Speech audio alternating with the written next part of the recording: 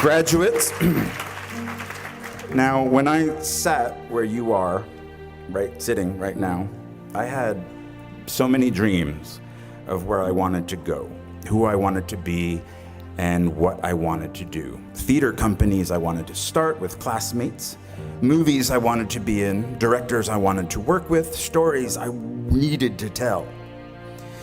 It might take a little time, I thought, but it would happen. When I sat there, 22 years ago, what I didn't want to think about is where I would be tomorrow. I didn't want a day job. I was an actor. I was a writer. I was a Bennington graduate. I had to get a day job. I dusted pianos at a piano store on Ludlow Street for 5 months. I worked on the property of a Shakespeare scholar for a year, pulling weeds and removing bees' nests. I went on unemployment once, but not for long. I couldn't handle the guilt. Eventually, I was able to pay rent for a spot on the floor of an apartment on the Lower East Side, but my roommate had a breakdown and disappeared. He later resurfaced in a religious cult. I'm making this sound romantic. It really wasn't.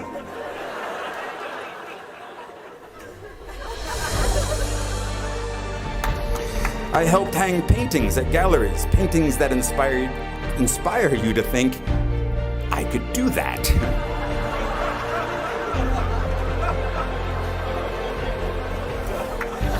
And then, finally, after 2 years of job and couch surfing, I got a job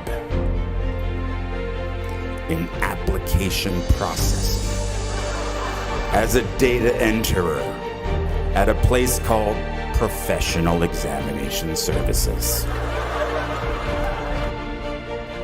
When I was 29, I told myself the next acting job I get, no matter what it pays, I will from now on, for better or worse, be a working actor. So I quit my position at the Professional Examination Services. My friends really weren't happy about that because it was so easy to find me when I worked there. Work was the only place I had the internet. This was at the beginning of the internet. And now I didn't have either the internet or a cell phone or a job. But something good happened. I got a low-paying theater job in a play called Imperfect Love, which led to a film called 13 Moons with the same writer, which led to other roles, which led to other roles. And I've worked as an actor ever since.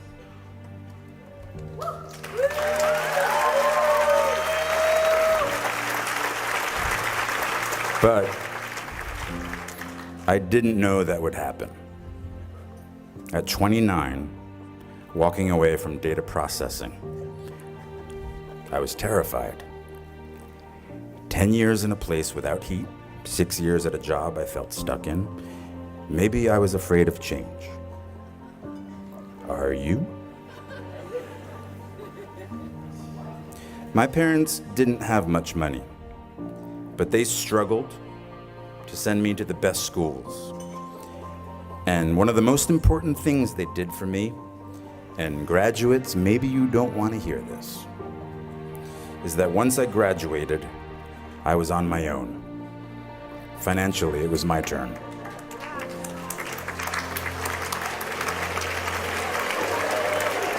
Parents are applauding, graduates are not. But this made me very hungry, literally. I couldn't be lazy.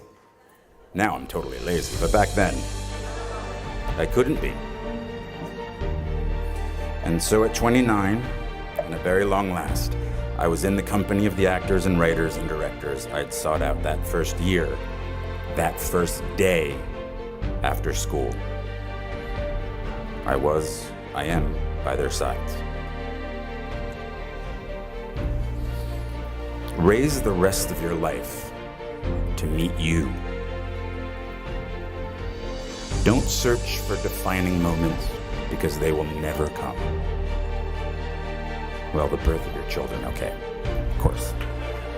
Forget about it. That's 6 months. My life is forever changed, and that's the most defining moment ever.